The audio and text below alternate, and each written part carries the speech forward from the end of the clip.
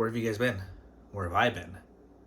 Anyway, month 2 hasn't been fun. Month 2, I would say, if month 3, month 1. I meant month 1, not month 3, month 1. I just felt lost. I'm figuring shit out. Month 2 has been just growing pains. It sucks. For the first time in 7 years, I legit walked off of the line during service. Like, no bullshit. So what happened was, I came in that day during work, and my chef was telling me, I was like, okay, so we got a call out. You're gonna be working this station, and we got a new guy coming in, and you're gonna be training him. Okay, cool. And tickets began coming in. I don't know why, I was just feeling like nervous. I was just like, something was off with me.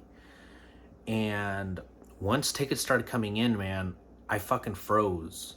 Like, I froze. Like, I didn't know, like, it's like a day one cook looking at the tickets, waiting for someone to be like, is anyone going to show me how to do this? Like, I froze. And one of our best cooks was there, and then the chef was right there. And me and the chef have a really good relationship. I'm not worried about the chef, but at the same time, when you're working, you ever been with someone, a chef that you really respect, and you don't want to fuck up in front of them? I don't want to let them down. That's my bottom line.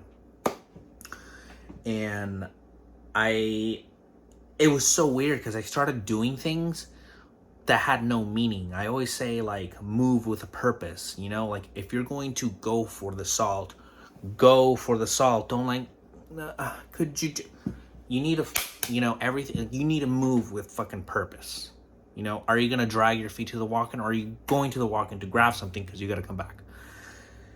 And so I remember putting some falafels down, and then I took them out and I just put them right there on the cutting board. And then he's like, why are you doing that? That's an extra step. Just put them straight onto the plate. You don't need that extra step. And then tunnel vision fucking happened. And I remember I took a step back and I realized, like, what the fuck am I doing? And then I just walked to the back, and then I just get down. Like, I put my hands on my knees, I get down, I start to, like, hyperventilate. I have no fucking idea what's going on. And yeah, I mean, it turns out I was having a fucking panic attack. Like, that's what it was. Like, I couldn't even, like someone gave me a water bottle to drink, and I was just like, it was like this. And I kept crushing. They gave me like 2 water bottles, but each one, every time with water, it would just, so I had to, like, hold it with 2 hands. It was insane. It was the most uncomfortable, out of my control situation that's ever happened. And that lasted from, like, let's say 4 p.m. No, like 3:45. I had got there at 3. So it's like 40 minutes into a 3:40. I had a panic attack well into 7 p.m. I didn't shake it. Like, I legit didn't shake it. I went to the ER so they can give me, like, they gave me a pill that just, like, really just, like, just killed it.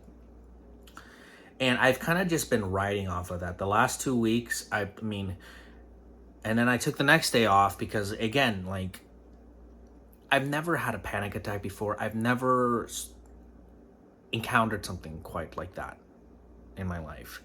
And so doing that was just hard. It was hard because I'm trying to figure out, like, what happened to me? Where am I? It really fucks with you. It kind of, like, fucked with my identity, if that makes any sense. You know, it's like the one thing that you know how to do, the one thing you go in, you do this every fucking day, and you're like, what happened? Why? What triggered it? Anyway, so, yeah, so the next day, I didn't work the next day. I came back on Monday, and it just, you know, ever since then, it's just, I've been off. I would say the past 3 days, I don't even know what today's date is right now, to be quite honest with you, but yeah, the last, I would say, let's just say that this last week is the first week that I have felt, you know what? it's the first Sunday after Thanksgiving, okay?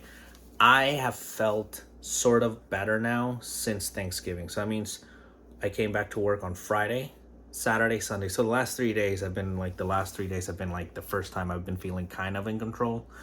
And my chef and I talked about it because we wanted to get to the bottom of it, like what could be going on. And he feels, and I agreed with him, we came to the conclusion that it was, I'm being trained as a line cook. Here's the thing. He told me, and I'm passing this on to you guys because it's so fucking true. You could be the best line cook ever. You could be the top dog in your fucking kitchen. That doesn't mean it translates to being a good manager. Not even close. It just means you're a really good cook. And if you're a really good cook, you need to stay on the line. Why would we ever take a great cook off of the line? Again, and if you want to be more than that, you need to start thinking outside of the line cook sphere. I'd say if it's your first 2 years in the kitchen, and especially in the same place, or if you're trying out different spots, you should just be focusing on just becoming a really good line cook and a certain confidence that comes with it, where whatever kitchen you land in, it's just learning new recipes, but you feel comfortable around a plancha, around a fryer, around this and that, around a grill. You just adapt to a different environment. But just because you're great doesn't mean you're management material. It's not the same. It takes a different type of person to be a manager. It takes different responsibilities, a different type of skill sets you're adding to your repertoire. You're not like leveling up the repertoire, if that makes sense. Because a lot of the stuff that I'm doing has nothing to do with the line and everything to do with just remembering shit. That's the biggest thing. And learning how to manage different personalities. So we came to the conclusion that I was just being trained on so many different things that when it came time to learn the line stuff, it was more like, it wasn't like, okay, hang out here and then just work the line until you get things. It was more like, go help them out, you'll learn as you go, and then in time, you'll learn the line. Well, that idea didn't really work out because I worked the line here and there, and I got other things that required me to be off of the line, that when it came time to start doing like 5 tickets, I didn't know what the fuck to do.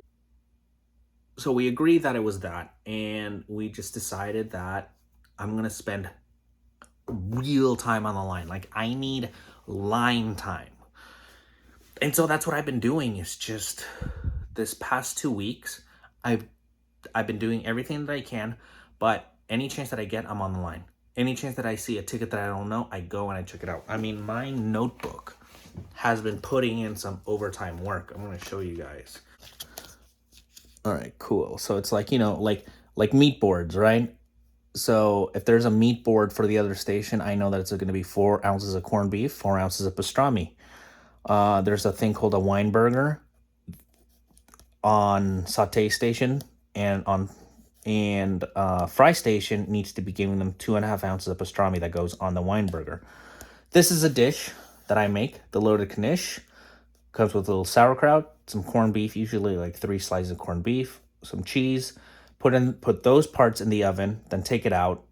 Lemon oil, scallions. At the bottom of the dish, you put a little bit of farmer's cheese on it, kind of holds. The falafel pita, one of the fucking pain in the asses one, tahina amba, or the garnishes, and so on, man. And anyway, look, like, I'm really just writing down all the shit that goes into the dish, like every single one. I'm just fucking asking away. You got, feel free to fucking just pause and read if you want to. I've kind of just taken that step back, and I'm taking my own advice, which is, it's really funny. I've said a million times, like, have a notebook, write your shit down. And then, I don't know, maybe I just felt too confident with myself, and I just didn't fuck it, But I 100% went back to my old videos, and so there was stuff there. I'm like, you know what? I just got to take it back to basics. That's all it is. And I've been doing that. And it's nice because now at the same time, I'm spending time with cooks. and I get to talk with them and build a little rapport there. Which goes on to the next thing of what's been going on this month is pushback. You know, we're trying to be conscious about overtime and things like that. And the chef's been, you know, he's like, look, man, it's either we get out of there early, you cut people as it goes, you know, like once you're done cleaning your station, if there's like 5 people in the kitchen, you've seen this before, there's 5 people in the kitchen, but you really only need 3 left because you got the dishwasher, you guys are sweeping and mopping, and then one guy is taking out trash, but the stations are done. Cool, you know what? Hey, you don't have to go. Some kitchens are very much like, no, we all leave at the same time. I don't care. Like, if you don't need to be there, get out of there. Saves the company money. Everyone's happy. And it just, man, one employee, the amount of pushback this employee gives me is just, I try to send them home. Nothing personal. It's just like, okay, we're done. You want to go? Why are you taking hours away from me? Huh? Why are you doing? It's like, who are you to tell me what to? Holy fuck, dude. Like, I'm talking about people that legit 3 minutes ago, you were just like my buddy, super friendly and polite, and then they just flip it out on you. But you know how it goes, just because you're problematic, but if you're really good at, that's the thing about this industry, man. Like, if you could be a problematic employee to an extent, because if you're good at what you do, no chef is really going to give a shit. They're like, oh, it is what it is. We just have to put her in her place once in a while. You got to remind her, you know, who's in charge. But yeah, I got called into the office just to clarify that I wasn't out there saying shit I shouldn't have. It's very cliquey. So it's like in the kitchen, there's 2 groups right now in the kitchen. There are the ones that are just, you know, don't give a shit when I'm there. Because I mean, like, once PM hits, the chef and sous chef aren't there past 7, 8, 9, 10. That's 8, 9, 2 to 3 hours with just me. That's when everything starts. And it's like, that's the part that I'm kind of learning. There's certain things it's worth mentioning to the chef. Other things it's just like, I'm not, whatever, man. Like today, they didn't, she did all these things. She's delegating tasks to a bunch of other people. And these people, like the other group that isn't in that group, are the group that sees me as the lead, respects me as the lead. And they just, you know, it's like, I'm not going to do something because you tell me to. Did you ask Josue? And so, yeah, so one group is, hey, can you check my station? I'm done. Is it okay if I go? And then there's another group which is like literally looking for the front of house manager to check in with them. And then I just get it. It's like, good night, Josue. So it's so obnoxious. Again, it's really just like 2 people that are kind of giving me grief. But it's funny how those are the 2 main that you feel it. And then from there, every night, I have to remember just to slow it down. November has been a rough month. It's been growing pains, dealing with people, dealing with my mental health, anxiety, questioning myself, learning about myself, learning about people. But you know what, man?